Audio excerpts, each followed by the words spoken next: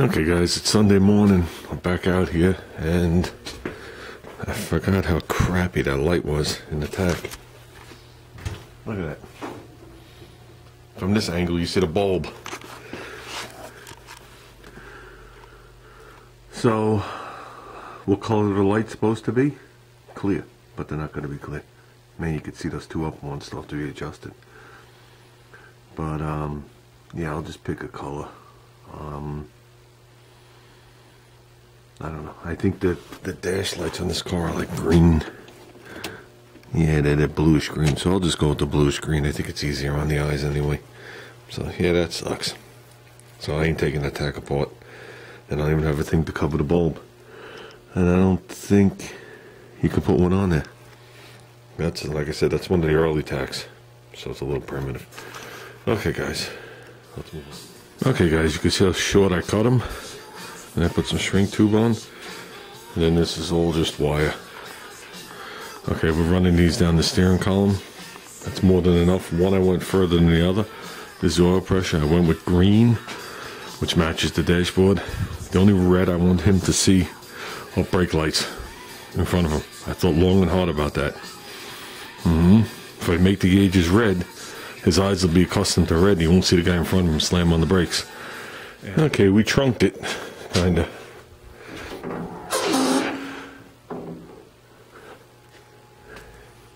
Now you would say by today's standards that would be unacceptable. By 70 standards, that's more than acceptable. I just brought all the wires together, brought them down, shoved them through the column. Okay, and next to it the two wires come down, which we'll take care of when we put the switches in. Okay, the remaining wires on the floor right there are actually for the lights. Way too thick of a wire for the lights, but what the hell. I wasn't going to daisy chain it from cup to cup. I thought that would look ridiculous. So with that, let's make this wiring into something. I don't particularly care for the lights, but we're getting there.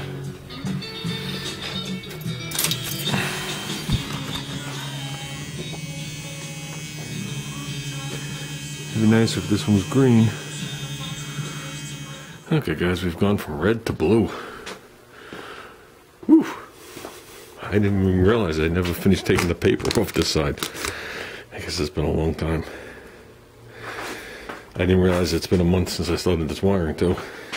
The last 3 weeks have been a blur in my life. So, somewhere is a door handle.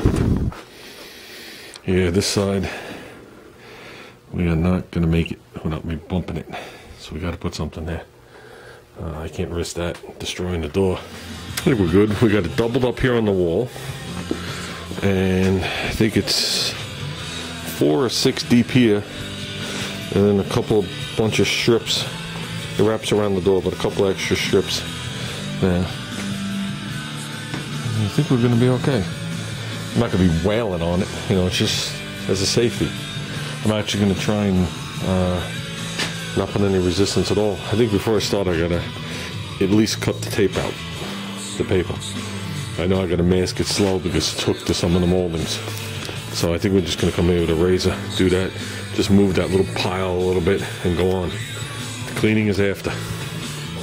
It's nice seeing the car in blue. I think it looks nice in blue. It looks nice and red. It was sweet and white. Well, we got some good things here. The hood springs I couldn't find. Eureka! I found them. Only a year too late. Okay, what else did we find? We found a little piece of rubber that goes on the cowl that seals the back hood. Okay. And we found the 2 grill brackets. The other one's right down here. These are those 2 brackets that hold the top of the grill and go to the side of the headlight buckets. These are what I've been looking for. I hunted for these, but there was so much crap. I don't know which one I have in my hand, but they go here to here and like that. So I'm assuming that's the right one. Nice. And that's when the grill and the headlight doors join. When it was floppy, I had nothing to hook it to. This is it. And you can see it's got slots up and down, slots front to back. And then obviously this top piece has a slot to move back and forth to show you how precise shit was. And you go right like that. And we'll do those satin black. Okay guys. The two main connections are getting crimped on. Okay.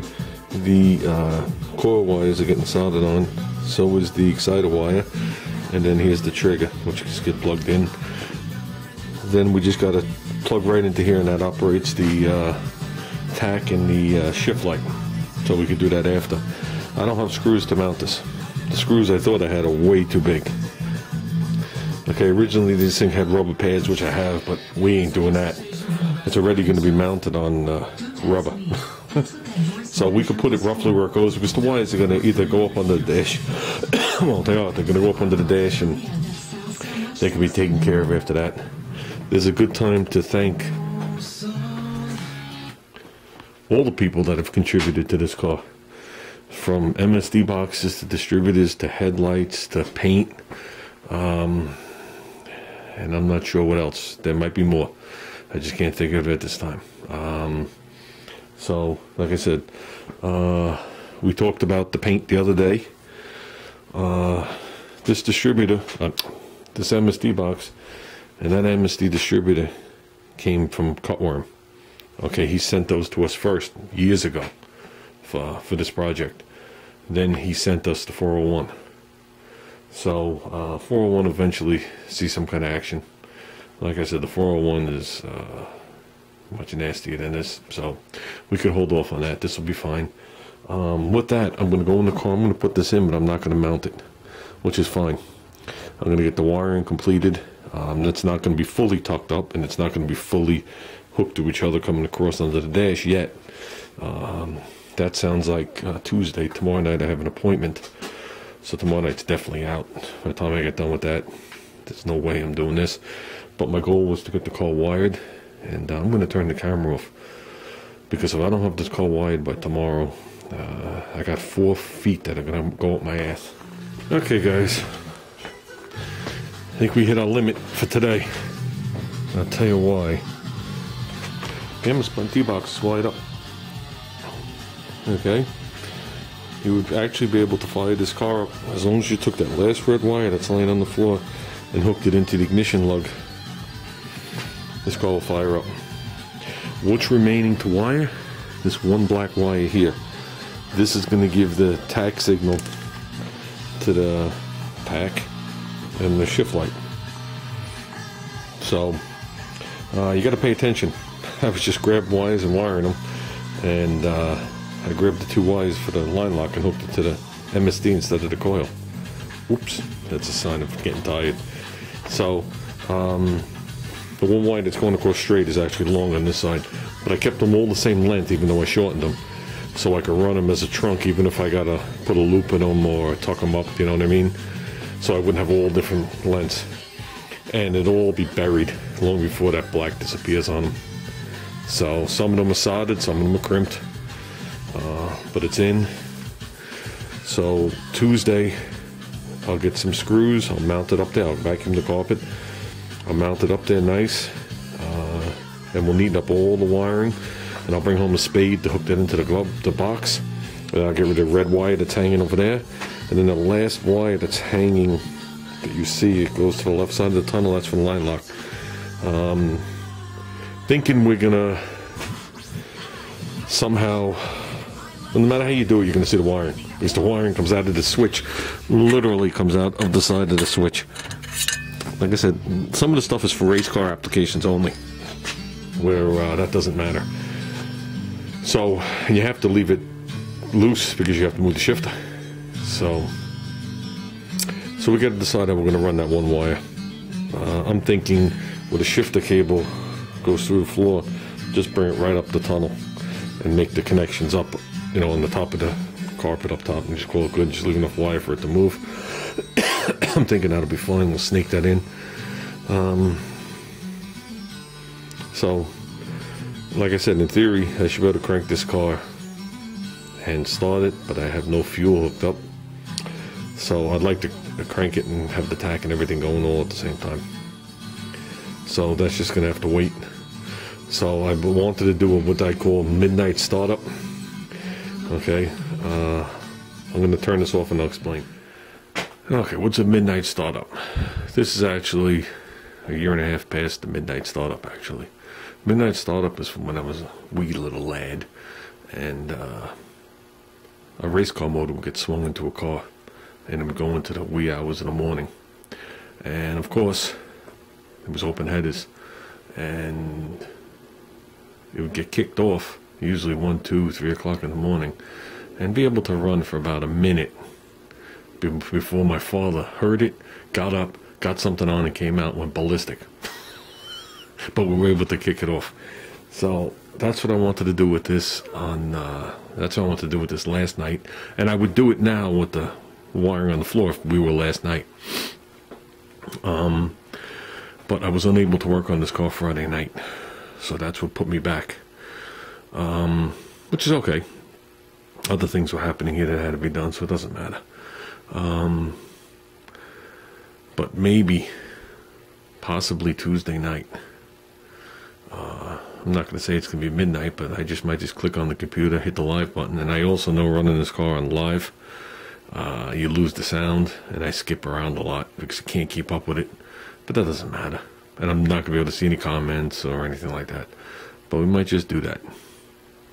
So, the last remaining thing to make this thing driving down the road is taking the last little piece of fuel line from the rail to the pump and from the rail to the tank.